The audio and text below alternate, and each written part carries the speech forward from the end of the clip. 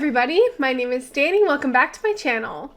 Today we're going to be looking at r/TIFU, which is Today I F'd Up. Today I F'd up by kissing a girl in the psych ward. I bet. So this happened a while ago actually. I'm a 17-year-old male and I remember the exact day I was admitted to the psych ward. It was the day after New Year's, a great start to the year.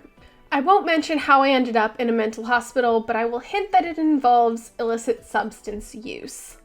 Also, just so you know, a psych ward isn't what it's like in the movies. It's actually rather chill, and I personally found it a good place to express myself and be a better person than I was beforehand. Good to know.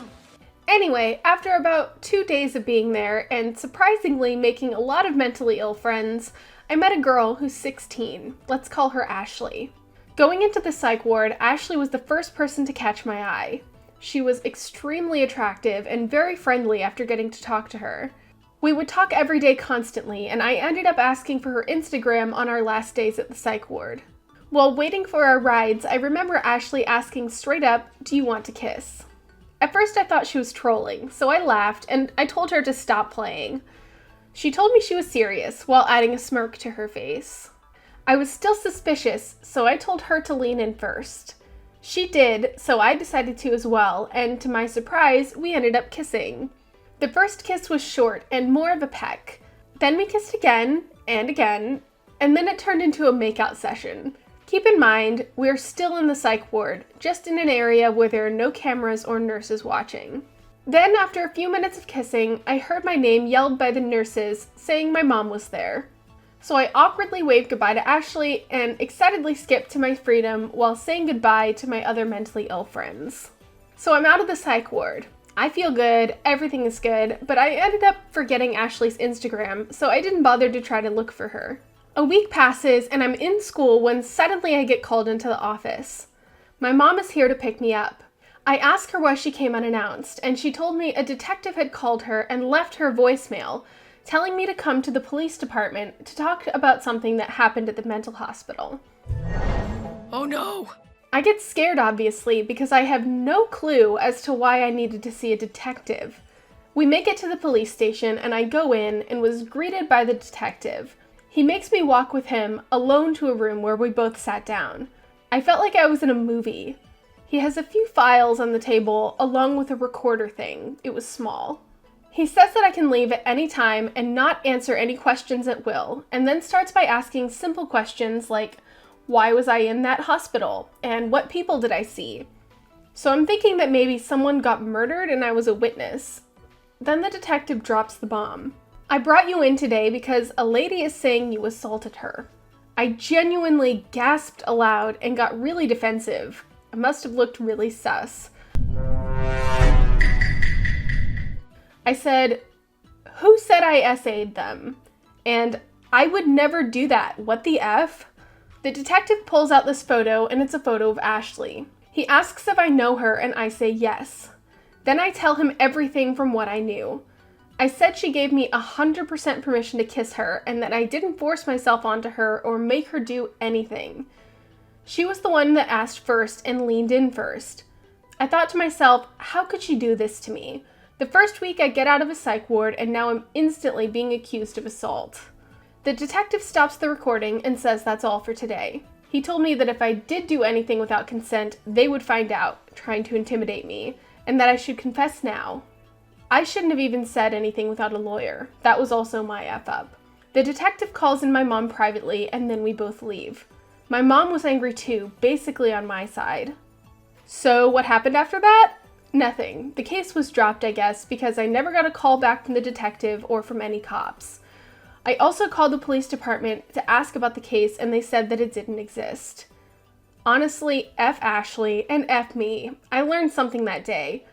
Don't kiss anyone in a mental hospital. They're there for a reason. I was there for a reason. To get better, not to get whatever the F that was. Wow, OP really did learn a lesson there, and that's something that I've heard too. Don't talk to the cops. Even when you are completely and fully in the right, make sure that you have a lawyer present because you could say something that implicates you in something that you didn't do. don't talk to the cops. You better lawyer up. Today I effed up by wasting police resources and being a forgetful idiot. Today started off in all the wrong ways. I woke up late because my phone alarm was on silent, rushed to get my morning routine done, and fled out the door to work. In my rush to work, I stopped at the gas station for a breakfast burrito and a Red Bull. While there, I placed my phone down on the counter, quickly paid, and left. I rushed into my car, ate while driving, got to work at the exact time I needed to clock in, and noticed my phone was gone. Just not there, nowhere in the car. Well, crap, I must have left it on the counter.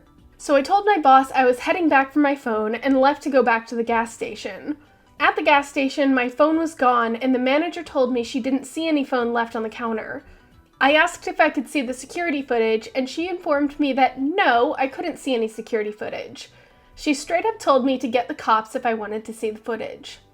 Okay, well, I'm a mechanic for the police, so I went back to work, which is a police station with a garage.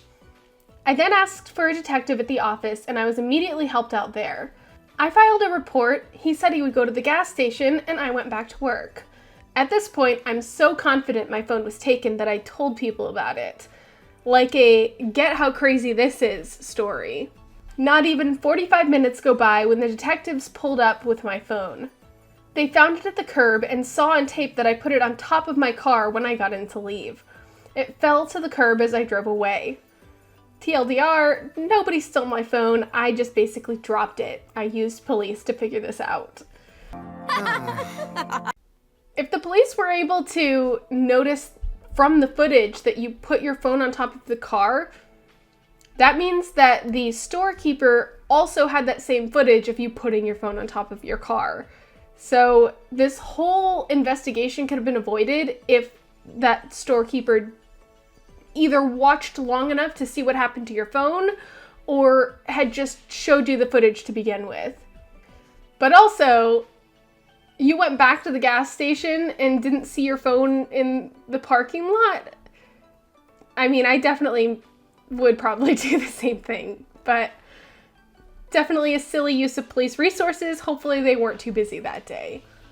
Today I effed up by scaring my friend's pet snake. My friend, a 20-year-old female, is into reptiles and has several snakes in her reptile room. I came in to visit her from out of town. I was not put off by snakes or anything, so I thought it'd be cool to check the room out.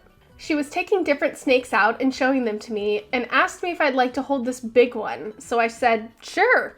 I guess I jostled it around a bit too much while checking it out though, and she said, oh, be gentler with it. And then before I knew it, my left hand was suddenly covered with this oily feeling stuff which was dripping onto the floor. She immediately took the snake from me and put it back, grimacing and wincing and saying, oh no, it musked. It hasn't done that in a year. I was confused at first, and then the smell hit me. I was totally unprepared for something that hideous. By far the worst thing I've ever smelled. Like dog waste and rotten fish and cheese all at once, but really oily, and it felt like I could taste it. I ran out of the room to the bathroom to go be sick. Meanwhile, she cleaned it up the best she could, and thankfully wasn't mad at me, but said, well, I guess you learned a lesson. There's a reason people don't want to scare them and are more afraid of the stinky end than the bitey end. We went out of the house and had a mostly good day, but I noticed while eating that my hand still stunk like hell when I brought it near my face, and she said it would likely continue to stink for a day or two. The worst was when we got back home though. I could smell it when we walked in the door, and my guest bedroom was adjacent to the reptile room and the whole room stunk. She had opened windows and everything, but said it can take quite some time for the musk to air out and that I'd sadly have to just deal with it. Was pretty nauseous all night and didn't get much sleep. That's nasty. I had no idea. I didn't realize that snakes had a stinky end. Not that I was planning on holding any snakes anytime soon, but good to know. Glad somebody else learned a lesson for me.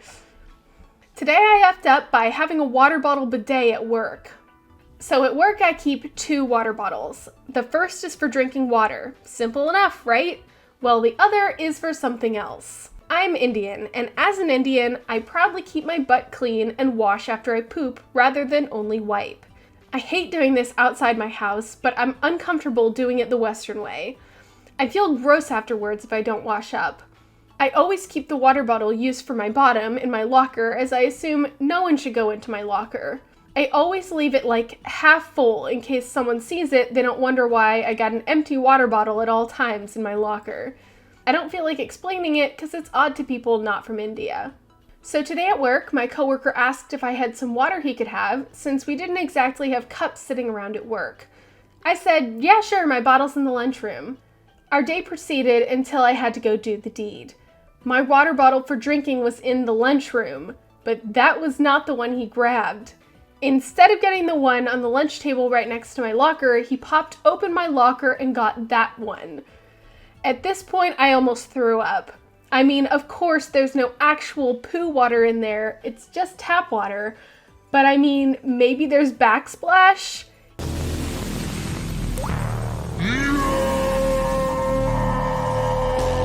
Either way, I'm sick to my stomach and there's absolutely no way I can tell my coworker about this situation, because I don't know in any way how this doesn't look like a major mess up on my part.